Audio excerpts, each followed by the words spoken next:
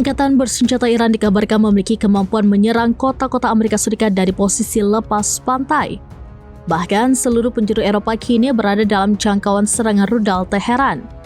Dikutip dari Jerusalem Post, kabar itu dikonfirmasi oleh anggota parlemen Iran, Amir Hayat Moghadam, pada Senin 18 Agustus. Menurutnya, kapasitas militer Teheran kian berkembang untuk melawan musuh. Dilaporkan jangkauan rudal jelajah Iran dan pangkalan perairan menjadi bukti adanya hambatan praktis untuk menyerang daratan Amerika Serikat dari jarak 2.000 km.